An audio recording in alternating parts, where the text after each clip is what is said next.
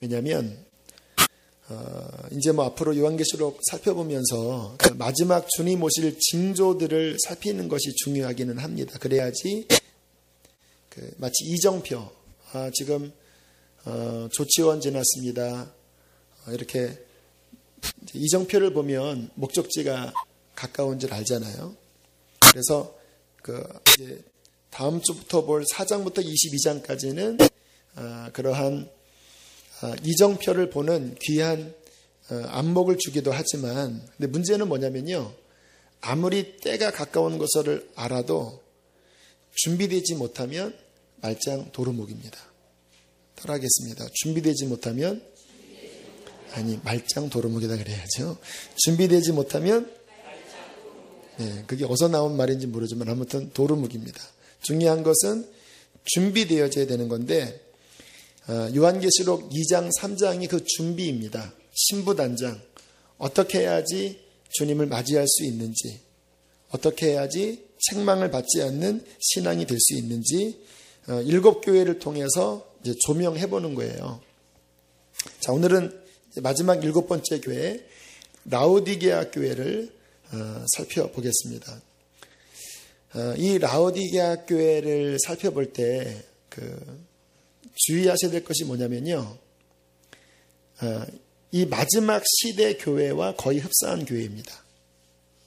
많은 성경학자들이 라오디게아 교회는 말세의 교회다, 말세의 대표적인 교회가 이 라오디게아 교회처럼 될 것이다, 우리한테 주는 경고라고 볼 수 있겠고요. 큰 문제는 뭐냐면 라오디게아 교회는 책망만 받았습니다. 칭찬이 없어요. 4대 교회조차도 네가 살았다는 이름을 가졌으나 죽은 자로다 했지만, 그러나 너희 가운데 그래도 흰옷 입은 자가 있다 그랬거든요. 그런데 라오디게아 교회는 칭찬받을 구석이 아무것도 없는 교회입니다. 자, 주님께서 그 교회를 가리켜 뭐라고 말씀하셨는지 16절을 보겠습니다. 16절 함께 읽겠습니다. 시작.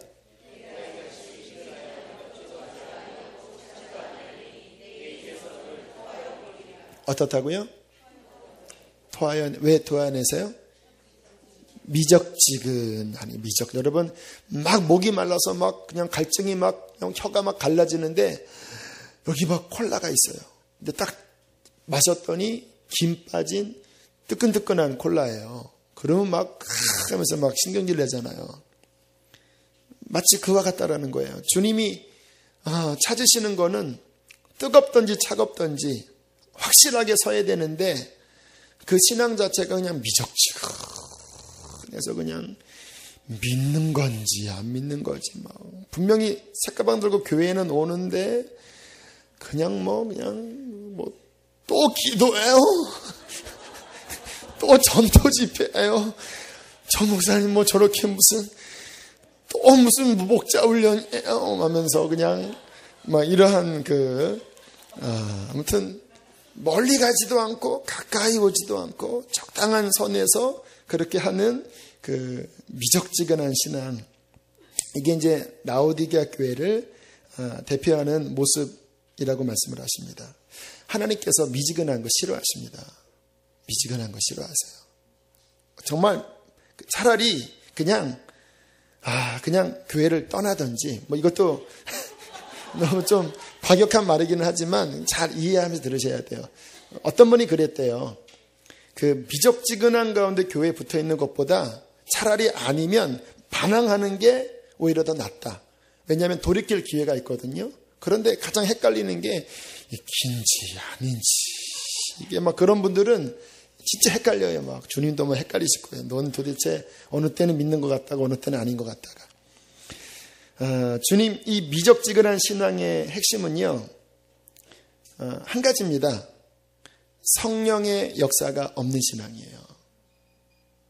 열정이라는 단어가 enthusiasm, 그 뜻은 그 안에 헬라어로 데오스, 하나님이라는 뜻입니다. 그러니까 그 마음속에 하나님이 있을 때 열정이 일어나는 거거든요. 그러니까 성령으로 인한 열정, 이게 뜨거움인데 그 영혼 안에 이 성령의 열정이 없을 때 아무리 종교적으로 열심을 내도요, 성령의 열정, 성령의 충만함이 없으면 그 신앙은 미적지근한 신앙, 주님이 굉장히 기뻐하지 않는 신앙이 된다라는 것입니다. 저는 이제 교우들의 영혼을 살피잖아요. 어떤 경우는 이제 막 설교 뜨겁게 전하고 기도합시다 하고 막 기도할 때 이렇게 봐요, 이렇게. 그러면 정말 막 가슴을 다하여 기도하는 분들도 있는 반면 어떤 경우는 이렇게 쭉 젖어 있습니다. 이렇게. 그렇게 막 열심히 저는 좀 뜨겁게 설교하는 편이잖아요. 그러면 좀 맞장구 쳐려고 아버지 해야 되는데 입이 이렇게 붕어처럼 힘이 다 빠져버려서 그런 모습 보면 좀 이렇게 제가 같이 힘이 빠지는 것 같아요. 이렇게 막 뜨겁게 막 기도합시다 하다가 딱 보면은 그 순간 막 제가 힘이 같이 빠지는 느낌이 들어요. 평상시에는 잘 이렇게 힘이 있는 것 같아요. 그런데 영적인 쪽으로 들어가면 갑자기 힘이 빡 빠져요. 왜 그럴까요? 그 영혼의 성령이 떨어진 것입니다. 지금 내 마음이 그렇게 미지근한 상태라면 그거를 방치시켜서는 안 됩니다. 왜냐하면 우리 교회는 그나마 좀 뜨거운 편이기는 해요. 하지만 저 자신을 봐도요, 항상 뜨거움을 유지하지는 못해요. 어느 순간에는 저도 미적지근 이렇게 신앙이 떨어지더라고요. 그러나 저는 제가 20대부터 지금까지 중간에 미적지근한 적이 분명히 있었습니다. 그런데 주님이 제게 주셨던 은혜는 뭐냐면 그 기간이 오래가지 않게 했어요. 왜냐하면 제가 못 살겠더라고요. 마음에 열이 없이 제가 못 살겠더라고요. 그래서 며칠 지나지 않으면 막 주님 앞에 회개하고 하나님 앞에 정 안 되면 기도원이라도 찾아가서 회복시켜달라고 했던 그 목마름을 통해서 주님이 어떤 다운된 것을 빨리빨리 회복시켜 주셨습니다. 어느 때는요, 군대 가서는 영이 너무 떨어졌길래 금식하자. 근데 밥은 먹지만 내가 오늘 저녁까지 웬만하면 내가 사람에게 말하지 않고 하나님 앞에 근신하면서 주님의 은혜를 구하자. 지금도 기억이 납니다. 오후 3시, 4시 아주 슬픈 모습으로 하나님 앞에 애통한 마음을 보였습니다. 주님, 내 마음이 너무 떨어졌습니다. 한 4시, 5시쯤 됐을 때 은혜가 부어지더니 또다시 회복이 되더라고요. 우리가 영적으로 그렇게 떨어질 때 그때 빨리 경각심을 가지고 하나님 앞에 다시 영혼을 일으키는 사람이 그분이 이 마지막 때를 준비할 수 있는 사람입니다. 그런데 너무나 많은 분들이 안타깝게 제가 20대부터 이렇게 지내오면서 불을 받는 사람도 많이 받고 엄청난 은혜를 받은 사람도 봤지만 문제는 뭐냐면 지속을 못하는 거예요. 며칠, 또 몇 달, 어느새 그 열의가 다 빠져나가고 다시 옛날로 돌아가는 경우가 얼마나 많은지를 보면서 제가 느낀 게 받는 것보다 더 중요한 것은 유지하는 거구나. 떨어질 때 그것을 방치하지 않고 정말 또다시 목마름으로 일어날 수 있는 굉장히 힘들거든요. 저도 해보면 또다시 일어나는 게 너무너무 힘들어요. 하지만 제 머릿속의 결론은 뭐냐면 일어나는 것이 힘들지만 그 자리에 머물러 있는 게 저는 더 힘들어요. 내 마음에 하나님의 사랑이 식어진 가운데 더 힘들어요, 그게. 그러니까 내 갈 길은 그냥 한 군데밖에 없습니다. 내가 또 목 놓아 부르짖으며 주님의 십자가 앞에 나아가 회복되는 길밖에 없습니다. 근데 주님이 그 마음을 기뻐하셨는지 그분께서 제 영혼을 또 회복시키시면서 여기까지 왔고 주님 나라 가기까지 저는 계속해서 제 마음에 뜨거운 열정이 식지 않도록 할 것입니다. 나 자신을 위해서. 만약에 지금 우리의 마음에 그렇게 미지근한 신앙이 혹시 되어 있다면 원인이 무엇인지를 일단 점검을 꼭 해보셔야 합니다. 한 4가지 원인이 있어요. 첫 번째, 아예 거듭나지 못했을 수 있습니다. 종교인으로 교회를 다니는 거지 아예 거듭나지 않았기 때문에 영적인 것은 꽝이에요. 사람 만나는 거 좋아요. 하지만 영적인 겉으로 들어가면 갑자기 맹해지는 거예요. 두 번째는 구원받긴 받았지만 죄에 빠졌다면 그것 때문에 탁 막혀갖고 영이 확 떨어질 수가 있고요. 세 번째는 내가 크게 죄진 것도 아닌데 너무 떨어져 있어요. 왜 그런지 아세요? 충전하지 않아서 그래요. 우리가 예배로 또 기도로 말씀으로 우리의 신앙생활은 계속 연료를 공급하셔야 합니다. 솔직히 제 경험은요, 어제 받은 충만함이 그 다음날까지 지속이 안 되더라고요. 저는 그래도 많이 받는 편이거든요. 왜냐하면 사역을 해야 되니까 막 말씀 보고 하면은 막 한때는 막 충만한데 재미있는 게 하루가 안 가요. 왜 웃으세요? 하루가 안 가요. 다시 이렇게 딱 한눈 팔면은 그냥 마음이 푸르르르 깔아앉아요. 이게 매일 공급받고 매일 바라보는 신앙, 주님이 일용할 양식을 구했던 것처럼 매일 어린아이처럼 주님 없으면 나는 못 살아요 라고 하는 이 매일 하나님 앞에 나오는 것, 이것만이 우리의 신앙을 지킬 수 있는 비결입니다.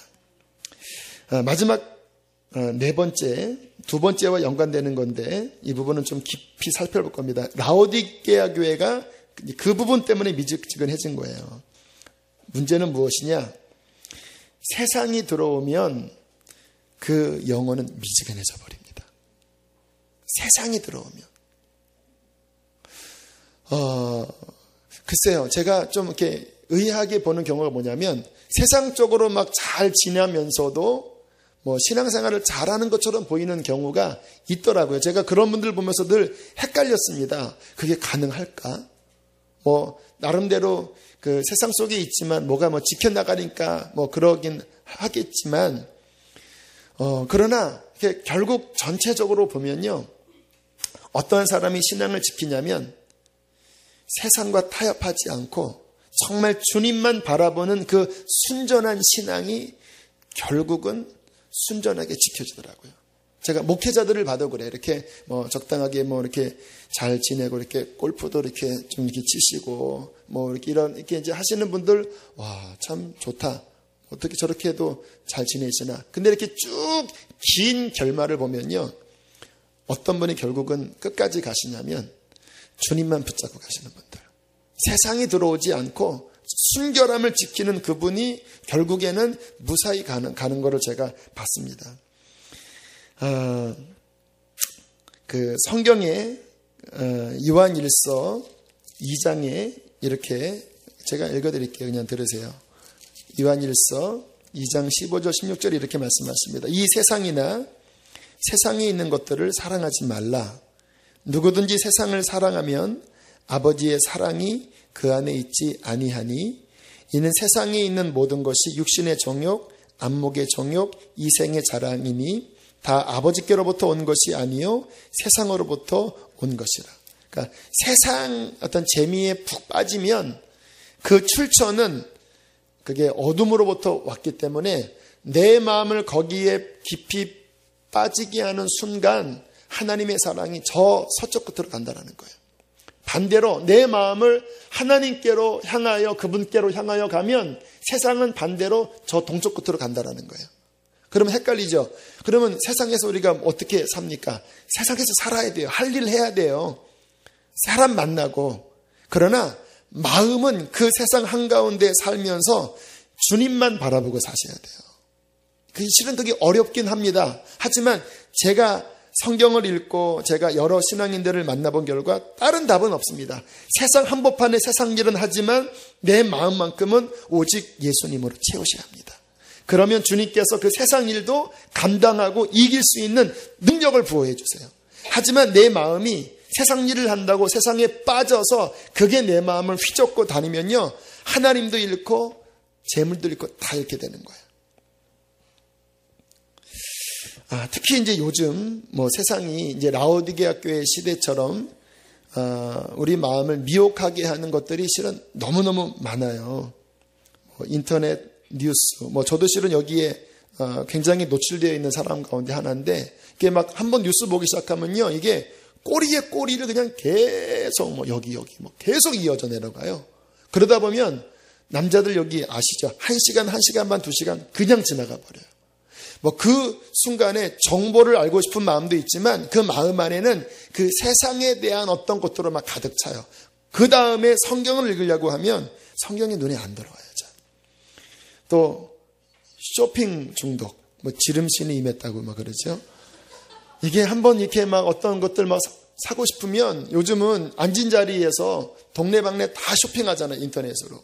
뭐 브라우스를 하나 사더라도 막 그냥 뭐 저도 어떤 물건 하나 살 때 보면요 막 정신이 막 휘둥그려.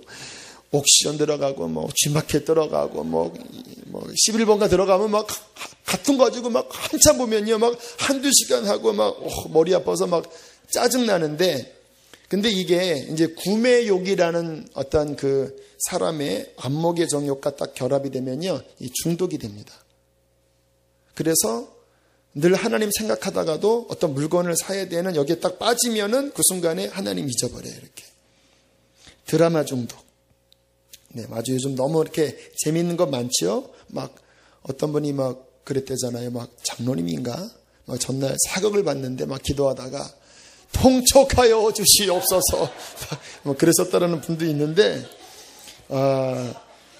드라마 중독, 세상 재미, 이런 게 마음속에 들어오면 그 영혼은 절대로 뜨거워지지 않아요. 미적지근해집니다. 섞여지게 되는 거예요. 라오디게아 교회가 바로 그러한 교회였습니다. 이 소아시아 7교회 가운데 가장 잘 사는 지역이 라오디게아 지역입니다. 여기에 금융, 그리고 의료, 섬유가 발달이 돼서 돈이 얼마나 많았는지 AD 60년경에 그 지역에 강진이 일어났다고 합니다. 그래서 뭐 골로새서도 무너지고 히에라폴리스라는 것도 무너지고 그 라오디게아도 무너졌는데, 골로새는 하도 망가져서 로마에서 포기를 했고 히에라폴리스는 지원을 했는데 라오디게아 교회는요 지원을 안 받았다고 그래요. 돈이 하도 많아서 그냥 우리가 알아서 복구하겠다. 그 정도로 부강한 지역이었습니다. 그런데 문제는 뭐냐면 이게 잘 살면, 돈이 많으면 문제는 뭐냐면 그 마음속에 하나님을 의지하기보다는 그 돈을 가지고 즐길 수 있는 것, 그 돈을 의지하는 마음으로 이게 마음이 분산되는 거예요. 그래도 라오디게아 지역에 크리스찬들이 있었지만 문제는 뭐냐면 하나님께 그렇게 온전히 예수님이 내 삶의 근원, 그의 살아계심으로 내 힘을 삼고 살아가는 그 신앙이 아니라 믿긴 믿지만 하나님도 믿고 재물도 믿고 그 재물로 통한 여러 쾌락도 여전히 포기하지 못한 채 이렇게 지냈던 신앙이에요. 그 미적지근한 신앙. 결국 그런 말미암아 그 영혼이 겉으로는 신앙인처럼 보였지만 내적으로는 아주 황폐한 모습으로 타락하고 망가져 있었다라는 거예요.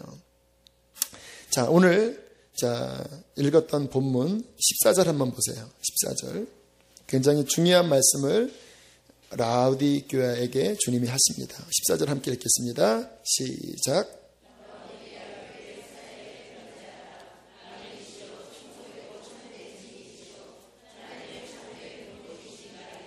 자, 제일 중요한 말씀은 뭐냐면요.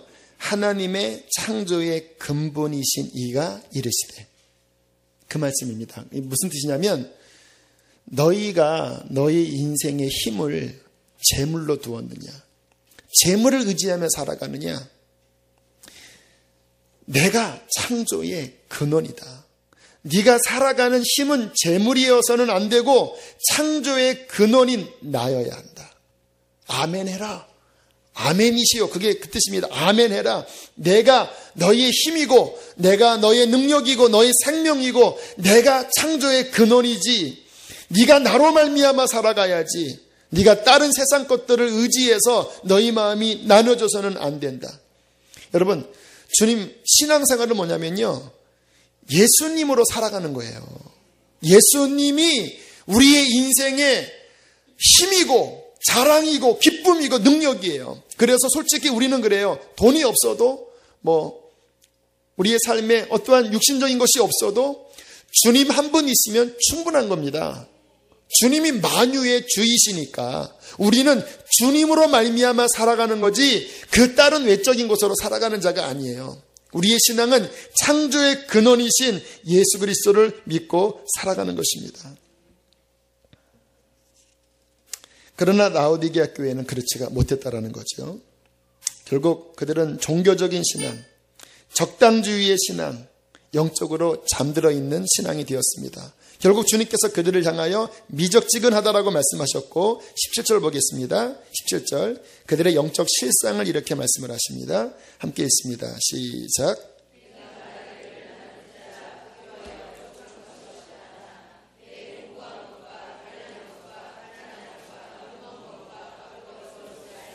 네, 완전 거꾸로죠. 부자라 부유하여 부족한 것이 없다고 말하지만 내가 너한테 말한대. 너 곤고하여 있다. 너 영혼이 지금 곤고해 있다. 너 참 불쌍한 자다. 넌 영적으로 불쌍한 자야. 너는 가난뱅이야. 네가 내 앞에 서면 너는 결코 부자가 아니야. 너는 눈이 멀어 있고 그래서 너의 지금 실상을 보지 못하고 있고 너는 영적으로 빨가벗고 있다. 지금 그 모습으로는 내 앞에 못 선다 그러시는 겁니다. 지금 그 상태에서는 여러분 만약에 지금 보세요. 한번 여러분들 주의 깊게 생각해 보셔야 됩니다. 지금 이 상황에서 영적으로 벌거벗고 그리고 가련하고 곤고한 이 상태에서 이들이 주님 앞에 섰다고 하면 어떻게 될까요? 심판받아요. 많은 분들은 이 상태에서도 뭐 예수 믿는다고 하니까 괜찮겠지라고 생각하는데 안 그래요. 나중에 말씀을 알려드릴게요. 신앙은 뭐냐면요. 우리의 영혼을 예수로 부유하게 해야 되고 우리 영혼을 주님 앞에 설 준비를 그 믿음을 통해서 잘 해서 서는 겁니다. 그런데 만약에 준비가 안 돼 있다고 한다면 큰일 나잖아요. 그러니까 하나님께서 오늘 이 말씀을 통해서 가르쳐 주시는 거예요. 지금 그 상태에서 서면 안 되니까. 저 자신이나 여러분도 살펴보셔야 합니다. 지금 우리의 영적 상태가 오늘 주님 오신다고 한다면 과연 나는 벌거벗고 있는가? 옷을 입고 있는가? 나는 영적으로 부유한 자인가? 가난한 자인가? 저는 요즘 이렇게 자꾸 이런 말씀 드려서 죄송한데 교계에서 들려지는 여러 이렇게 참 힘든 그런 뉴스들을 접하면 솔직히 그런 생각이 들어요. 왜 그분들이 왜 그렇게 사시면서도 왜 두려워하지 않을까? 그런 생각이 들거든요. 저는 두렵거든요. 그때 제가 안 게 뭐냐면 신학이 잘못되어 있어요. 그러니까 성경대로 안 믿으세요. 그 상태에서 내가 주 앞에 서면 심판이라는 저는 그 생각을 하거든요. 그러니까 저는 하나님을 경외해서 저도 인간이니까 그렇게 유혹에 빠지려고 하지만 그 말씀 때문에 다시 십자가 붙잡고 다시 이렇게 옷을 이렇게 입거든요. 그런데 이 잘못된 신학이 뭐냐면 그렇게 살아도 예수만 믿으면 안전하다라고 하는 거짓 확신에 사로잡혀 있기 때문에 그 거짓 확신이 눈을 멀게 해서 바리새인들처럼 자신들을 못 보게 하는 거예요. 근데 그 시각이 한국교회에 팽배해 있습니다. 그러니까 소경이 소경을 인도하는 상황이 되는 거예요. 두려워하셔야 합니다. 왜? 성경은 우리에게 경고하고 있습니다. 자, 어떻게 주님께서 이제 그러나 아셔야 됩니다. 하나님이 사랑하세요. 사랑하시기 때문에 길을 제시해 주시는 거예요. 어떻게 제시하는가? 자, 18절 주님의 답을 아주 정말 중요하게 우리 시대 특히 우리 이 수지는 라오디게아 교회일 가능성이 큽니다. 수지 잘 살잖아요. 그래도 그나마 그래서 수지에서 오신 분들은 나일 수 있다 이렇게 생각을 꼭 하시면서 남 얘기로 들으시 마시고 내 얘기로 들으셔야 합니다. 저도 수지 시민입니다. 저도 마찬가지예요. 자, 18절 읽겠습니다. 시작.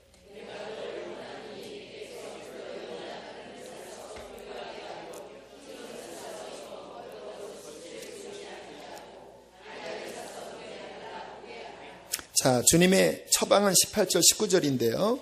자, 18절부터 살펴보면 첫 번째, 불로 연단한 금을 사서 부자가 되라 라고 말씀을 하시는데, 이 불로 연단한 금은 뭐냐면요, 베드로전서에 나와 있죠. 너희의 믿음이 불로써 연단다에 없어질 금보다도 귀하여. 이 불로써 연단된 금은 뭐냐면요, 지식의 믿음이 아니에요. 성령 공부하는 믿음이 아니에요.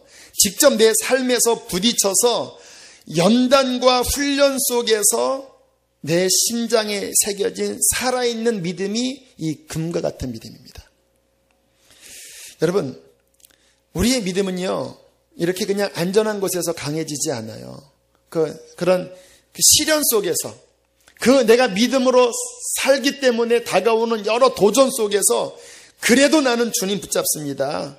막 그런 믿음으로 지켜 나아갈 때 우리의 믿음이 단련되고 강하게 되는 거예요. 여러분, 우리가 정말로 세상 한복판 가운데 정말 믿음으로 산다고 하면요, 고난은 당장 옵니다. 항상 술 마셨던 사람 사이, 나 안 마십니다. 나 예수님 만났습니다. 그러면 그때부터 어려워져요. 그런 제사 지냈던 가정에서 난 이제 제사 지내지 않습니다. 나에게는 하나님밖에 없습니다. 그러면 당장 문제가 생겨요. 우리의 삶에 왜 고난이 없냐면 타협해서 그래요. 정말 말씀대로 살아가기 시작하면 우리의 믿음은 불로써 연단된 믿음이 될 수밖에 없어요. 그 믿음을 가지라고 주님이 말씀하십니다. 아니란 믿음이 아니라 그 말씀을 지킴으로써 훈련받은 강한 믿음이 되라고 말씀을 하고 있는 것입니다. 두 번째는 흰옷을 사서 입어 벌거벗은 수치를 보이지 않게 하고, 이 흰옷이라는 이 단어는 요한계시록에 있어서 주님 재림을 준비하는 키워드입니다. 키워드. 자, 흰옷은 뭐냐면 따라합시다. 성결하게 살아가라. 그게 흰옷이에요. 이사야서가 제가 지난 수요일날 쭉 연구를 했는데, 이사야서와 요한계시록은 같이 봐야 될 이 짝의 말씀이더라고요. 한번 특별히 40장부터 보세요. 정말 요한이 이사야서 말씀을 많이 인용했던 것 같아요. 굉장히 서로 연결이 되는데, 그 이사야서에 어떤 말씀이 있냐면 너희의 행실이 너희의 옷을 짠다라고 말해요. 그 말은 뭐냐면 우리가 주님 말씀에 순종하는 그 순종의 삶을 살아갈 때 영적으로 흰옷을 준비하는 거예요. 그러면 뒤집어서 우리가 말씀을 불순종하고 죄 가운데 빠지면 어떻게 되냐면 이렇게 진행이 됩니다. 옷이 더러워져요. 계속 그렇게 살면 옷이 헤어져요. 계속 그렇게 살면 옷이 벗겨집니다. 지을 옷이 없는 거예요. 오늘 주님께서 벌거벗고 있는 라오디게아 교회에게 말씀하시기를 흰옷을 사서 입어라. 그 말은 뭐냐면 이제부터라도 너희는 나의 말에 순종하면서 성결하게 나와 동행하라. 그러면 그것이 너희의 영적인 옷이 되어서 하나님 앞에 거룩한 예복을 준비하게 될 것이다라고 말씀을 하고 있는 것입니다. 제가 지난번에 말씀드렸지만 한 번 더 살펴보면요. 마태복음 한번 보세요. 마태복음 22장. 아까 제가 말씀드렸잖아요. 준비되지 않으면 어떤 일이 벌어지는지. 마태복음 22장. 자, 11절, 12절. 자, 그 11절, 12절 위에는 무슨 말씀이 나오냐면, 이제 많은 사람들이 전도받고, 이제 주님의 천국잔치에 초청받았다고 하는 이야기가 나옵니다. 그런데 11절 읽습니다. 시작.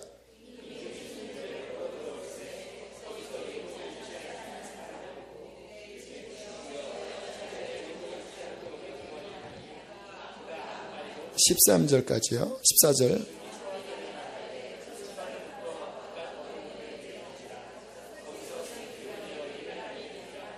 14절. 네. 초청받아 왔는데 옷을 못 입은 사람이 있다 그러죠. 근데 요한계시록 그 교회에게 너희가 벌거벗었다. 그 사람들입니다. 그 사람들이에요. 근데 주님께서 그들을 향하여 왜 옷 안 입었냐? 그러니까 할 말이 없어요. 왜? 자기가 그렇게 살았거든. 교회는 다녔지만 살았거든요. 바깥 어두운데 내던지라. 자, 성경 또 하나 볼게요. 요한계시록 맨 끝으로 갑니다. 22장 14절. 요한계시록 22장 14절.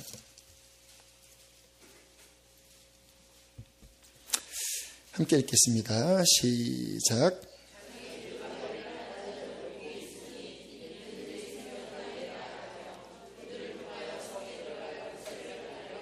자, 천국이죠. 생명나무에 나아가며 문들을 통하여 그 천국성에 들어갈 권세를 받으려 함이라. 어떻게 할 때? 자기 두루마리 빨 때, 하나님 앞에 회개하고. 오늘 이 밤에 우리의 영적인 옷을 정결하게 닦는 시간 되기 원합니다.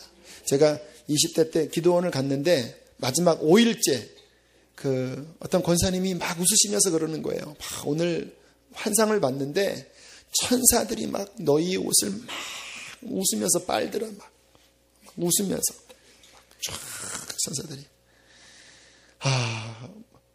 영의 눈이 열려져서 우리의 영적인 옷을 보면 아마 생각처럼 우리는 깨끗하지 않을 수 있습니다. 바르셔야 돼요. 정말 빛난 옷처럼 깨끗하게 예수님의 피에 그 옷이 씻어 희어지게 하고 정말 주님만 바라보면서 주님과 동행하는 그러한 신앙이 꼭 되시기를 축복합니다. 자, 다시 이제 요한계시록으로 넘어오셔서 자, 흰 옷을 입으라고 그랬고요.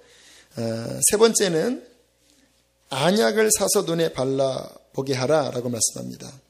시편 19편 8절에 이런 말씀이 있습니다. 여호와의 계명은 순결하여 눈을 밝게 하시는도다. 말씀이 눈을 열어준다라는 거예요. 말씀 없이 내 중심의 신앙으로 들어가면 그게 마치 그 광야에서 모세가 산 위에 올라갔을 때 이스라엘 사람들이 금송아지 만들어 놓고 이가 너희를 인도한 신이다 그러잖아요. 분명히 여호와를 지칭했습니다. 그런데 진짜 여호와가 아니라 자신이 만든 여호와였어요. 굉장히 주의 깊게 들으셔야 합니다. 많은 경우에 정말 성경에서 말씀하시는 그 하나님이 아니라 광야 백성들이 그 광야에서 만든 자기의 여호와를 하나님이라고 생각하고 섬기는 경우가 있습니다. 그래서 교회에서 싸우는 거예요. 내가 믿는 하나님. 그래서 막 에이팍, 오늘도 뭐 신문 보니까 어떤 교회에서 그 목사님을 내쫓아고 하는 파와 또 그 목사님을 지키는 파가 막 교회 아수라장이 됐더라고요. 막 그 폴리스 라인이 이렇게 지켜져서 막 서로 막 어떤 교회는 또 양옆에서 같이 땡땡땡 묵도하시겠습니다. 두 파가 같이 막 예배드리고. 참 이게 어이없는 일이잖아요. 근데 그게 동일한 하나님을 섬기면 그럴 수 없거든요. 그러니까 뭔가 자신이 만든 하나님일 수 있다는 거예요. 하나님의 말씀이 눈에 들어와서 성경에서 말씀하시는 진짜 하나님을 섬기는 자만이 주님 앞에 설 수 있습니다. 그래서 성경 읽으셔야 돼요. 제가 작년 송모연신 예배 때 성경 읽자고 했는데 우리 이태령 집사님 벌써 5독 가장 많이 읽으시고 6독째 들어가신다고. 6독. 지금 선배님 저보다 훨씬 나으신데 성경 읽지 않고, 우리 교회는 아무튼 성경 읽지 않으면요 절대 안 돼요. 1년에 최소 한 번, 집사 이상은 2번. 나는 집사 권사지만 나는 그냥 성도 수준으로 하기 때문에 한 번 읽으시고 하여튼 최소 2번 정도는 읽으시면서 안약을 사서 눈에 발라 정말 하나님 섬기는 것이 무엇인지 눈이 열려지게 되기를 축복합니다. 자, 19절도 그들을 향한 답입니다. 함께 읽겠습니다. 해결책이에요. 시작.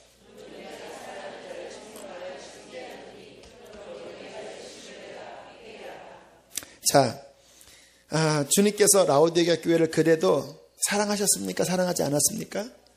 그래도 사랑하셨어요. 사랑하시니까 책망하시는 거예요. 그러면서 주님이 징계하신다고 말씀하세요. 그 다음에 요한계시록 이후에 나오는 역사는 그렇게 적용할 수 있습니다. 결국 라오디게아 교회 같은 이 미적지근하고 영적으로 눈멀고 벌거벗은 교회를 그래도 사랑하셔서 신부로 준비시키기 위하여 불 속에 담금질하여 불을 통과하게 하는 것이 요한계시록입니다. 물론 그 가운데 준비된 사람, 빌라델비아 교회 같은 또 흰옷 입은 그 준비된 사람들은 그 환란을 그렇게 많이 통과하지는 않아요.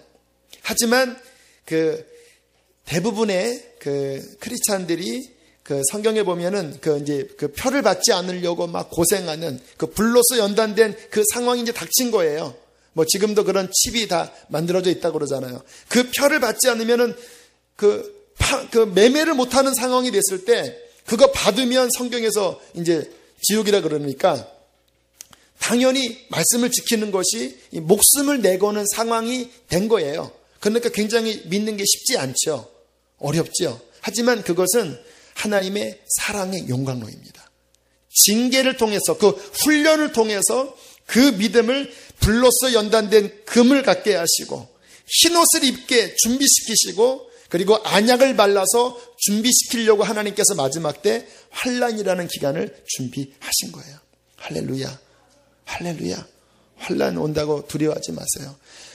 내가 준비 안 돼서 망하는 것보다 그래도 그 하나님의 훈련을 통과해서 거룩한 옷을 입고 준비되어 주님 나라 가는 신부가 되는 게 훨씬 낫습니다. 그러므로 우리는요, 준비하셔야 됩니다. 아무튼 지금 내 믿음을 정금 같은 믿음으로, 흰옷을 입은 믿음으로, 그리고 안약을 바른 믿음으로 계속 준비해 나가서 그 마지막 다가오는 그 모든 것들을 능히 이기고 주님 앞에 서야 할 것입니다. 자, 마지막 이제 소아시아 7교회를 간단하게 정리를 하면요. 에서, 버두, 사빌라 그 7교회가 분류를 해보면요. 칭찬받은 교회가 있습니다. 어떤 교회가 칭찬받았죠? 2교회가 칭찬만 받았습니다. 서머나 고난 중에 있는 교회예요. 핍박, 목숨을 순교의 교회가 서머나 교회거든요. 서머나 교회 또 하나 어떤 교회였죠? 필라델피아. 적은 능력을 가지고 왜냐하면 가난한 교회였습니다. 시골에 있는 몇십 명 되지 않는 교회였거든요. 그런데 그들은 그 말씀을 받았을 때 생명 걸고 말씀을 지켜나갔어요. 네가 적은 능력을 가지고 내 말을 지켰으므로 내가 환난의 때를 면하게 하겠다. 이 2 교회가 칭찬받았습니다. 자, 책망만 받은 교회가 있습니다. 지금 봤던 라오디게아 교회 또 하나 있었죠. 사대교회. 물론 그 흰옷 입었다고 하지만 그거는 소수고 대부분은 책망만 받았죠. 네가 살았다는 이름을 가졌으나 죽은 자로다. 근데 웃긴 건 뭐냐면요. 사대교회와 라오디게아 교회는 둘 다 부자교회였습니다. 지역이 부자였어요. 그래서 늘 연애를 이렇게 즐겼습니다. 그래서 영적으로 잘 사는 게 축복일까? 조심하셔야 됩니다. 성경을 보면요. 그렇지 않아요. 오히려 가난하고 어려울 때 영적으로 더 부유했죠. 부유한 것이 오히려 그 영혼을 좀먹는 일이 신약시대에 보면 굉장히 많아요. 굉장히 많아요. 부자가 천국 가는 게 바늘귀, 낙타가 바늘귀 들어가는 것보다 어렵다고 주님이 친히 말씀하셨잖아요. 물론 이 물질의 복은요. 제가 보면 은사예요. 은사. 그 김동원 목사님도 그러시더라고요. 그거는 자기가 원해서 받는 게 아니라 하나님이 그 사람을 통로를 통해서 하나님 일을 해야 되니까 그 물질을 통해서 하나님께서 그의 역사를 이루기 위하여 은사를 주는 사람이 있어요. 누구나 다 부자 되진 않아요. 그러나 그 사람들은 조심스럽게 그 받은 물질을 청지기로서 잘 배분하는 역할을 감당해야 돼요. 안 그러면 망하는 거예요. 주님이 그렇게 예비된 사람이 있고 그러면 뭐 예수 믿고 다 가난하게 사는 그렇지 않아요. 제가 가만히 보면 정말 말씀대로 순종하며 살면 하나님이 물건을 거의 다 주시더라고요. 신앙 2대 3대 영적으로 잘 선 그 자녀들 보면요. 이런 뭐 직업이나 모든 것들을 하나님께서 분명히 평균 이상으로 높여주세요. 하지만 중요한 것은 뭐냐면 그럼에도 불구하고 예수만 붙잡는 그 믿음으로 서 있지 않으면 그것이 복이 안 될 수가 있다는 거예요. 물질은 위험한 겁니다. 저 같은 경우에는 감사해요. 돈을 못 모으겠어요.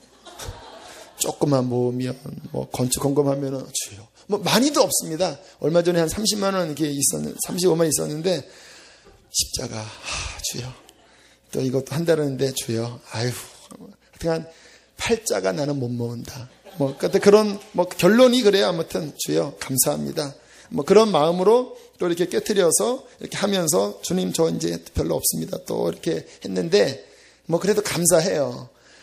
하나님 앞에 정말 나를 늘 비우고 십자가만 붙잡고 살아갈 때 그분이 나의 공급자가 되십니다. 이게 물질에 관한 관념을 우리가 착각해서는 안 돼요. 성경적, 신약적 예수님이 말씀하신 성경적으로 가지셔서 물질의 노예가 되지 마시고 물질을 주신다면 주를 위해서 잘 베풀어서 하나님께 영광 돌리게 되기를 축복합니다. 자, 칭찬과 책망을 같이 받은 교회가 에베소, 버가모, 두아디라 있었는데 중요한 것은 칭찬받는 신앙이 되는 것이 우리의 목적이고요. 가만히 성경을 보면 제가 그 라오디게아 교회에도 말씀한 것처럼 책망받는 신앙은 결국은 다룸을 받습니다. 아세요? 그러니까 이렇게 하나님의 사람들을 보면요, 방황하는 경우도 있잖아요. 그런데 가만히 보면 하나님의 엄격한 공의가 은혜 가운데 같이 이루어지더라고요. 연단이 있어요. 그래서 사랑입니다. 그 연단은 준비시키셔서 정결케 하게 하고 그리고 데려가세요. 그게 축복이에요. 그런 것 없이 그냥 지멋대로 사는데 징계도 없이 잘 사는다, 버림받은 사람입니다. 그러니까 그렇게 사느니 그런 하나님의 징계가 있는 삶이 아니라 정말 내가 십자가 붙잡고 빌라델비아 교회처럼 서머나 교회처럼 그렇게 주님 앞에 온전하게 서서, 물론 그래도 고난이 있죠. 십자가의 길이니까 그런 온전한 믿음 가운데 서는 신앙이 되어야 할 것입니다. 마지막 신앙은 그 일곱 교회에게 하시는 말씀, 결국은 이기는 것이 신앙입니다. 도전들이 있습니다. 우리의 신앙을 넘어뜨리는 수많은 도전들이 있어요. 제가 여러분의 도전이 될 수도 있어요. 혹시 다 넘기셔서, 다 십자가 붙잡고 이기셔서 주님 앞에 서는 그날 내가 믿음의 선한 싸움을 싸우고 내 믿음을 지켰으니 이제 후로는 주께서 의의 면류관이 내게 예비되어 있다라고 고백할 수 있는 승리의 믿음 되시기를 축복합니다. 주님 오실 날 가까이 왔습니다. 주님이 준비하라고 말씀하십니다. 함께 우리 시간 찬양하고 기도합시다.